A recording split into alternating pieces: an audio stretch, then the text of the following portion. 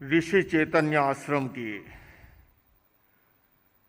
रजत जयंती महोत्सव के अवसर पर मंच पर विराजित परम आदरणीय आनंद मूर्ति गुरु मां के साथ साथ सभी आध्यात्म साधना के सुमेरुगण, उपस्थित बंधुओं और बहनों, बूंदें लाखों बरसती है, किंतु बूंद वही मोती बनती है जो स्वाति नक्षत्र में सीप के मुंह में ढल जाती है। नक्षत्र अनगिन उगते हैं, किंतु नक्षत्र वही पूजा जाता है जो किसी कार्य को सिद्धि के द्वार पहुंचा दे। जीवन लाखों करोड़ों धारण करते हैं, किंतु जन्म और जीवन उन्हीं का सार्थक है जो आनंद मूर्ति गुरु मां की तरह लोगों का शोक और संताप हर के उनके जीवन के अंदर उन्हें आनंद से सरोबार कर दे।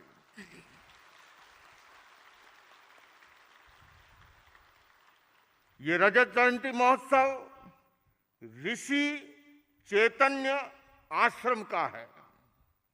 भला ऋषि जो रिसर्च करता है, जो अनुसंधान करता है, जो सत्य की खोज करता है, और उसके अंदर भी वो चेतनावान है, ऋषि भी और चेतना भी, और इन दोनों का जब संगम होता है तब इस प्रकार का आश्रम सजीव हो उठता है।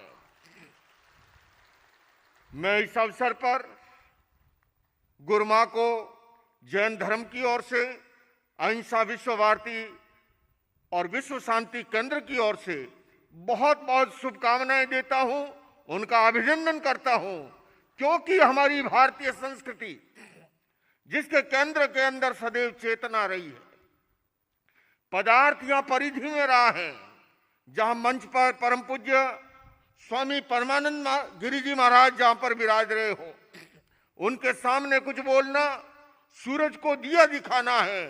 किंतु पूज्य पाद में ये निवेदन करना चाहूंगा आपके श्री चरणों में कि हमारी भारतीय संस्कृति के केंद्र में सदैव चेतना रही। धर्म का भौतिक विकास से कोई विरोध नहीं रहा, किंतु गुरु मां का यह संदेश वो अमेरिका भी जाती है, वो कनाडा भी जाती है, वो विश्व भर में जाती है और एक ही संदेश बांटती है कि भौतिक विकास की आधारशिला अध्यात्म आधारित होनी चाहिए, और अध्यात्म आधारित है तो भौतिक विकास जीवन में वरदान बनता है, नहीं तो कभी कभी अभिशाप बनता है। मैं अभी देख रहा था डॉक्यूमेंट्री, हालांकि गुरु मां ने अपने भाई को बहुत विलंब से बुलाया है। भला इस सड़क से हम बहुत बार गुजरते हैं, पर इतना बड़ा स्वर्ग यहाँ बसा हुआ है ये हमें आज पता नहीं था। अब आप बुलाएं न बुलाएं, जब भी यहाँ से गुजरेंगे, मान न मान मैं तेरा मेहमान।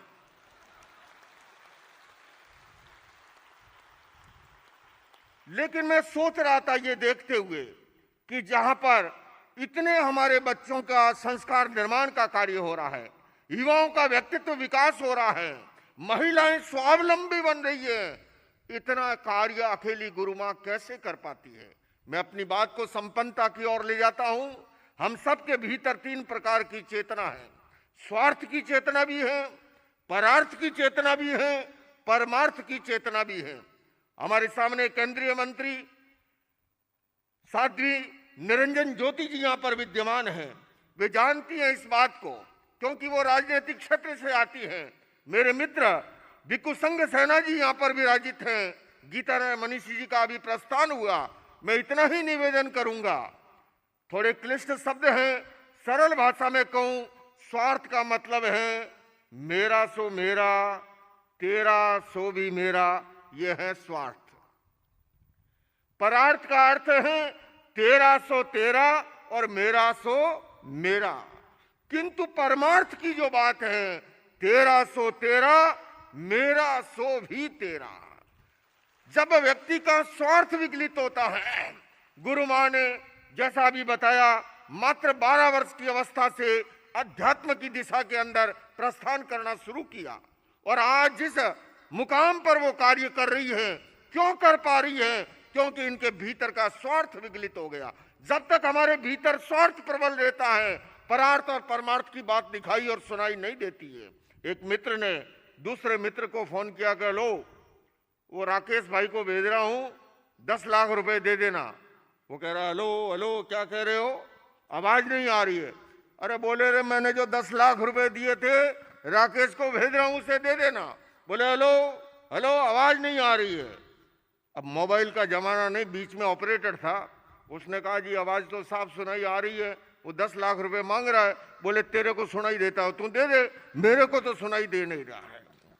जब तक भीतर में स्वार्थ प्रबल होता है, परार्थ और परमार्थ की बात न दिखाई देती है न सुनाई देती है।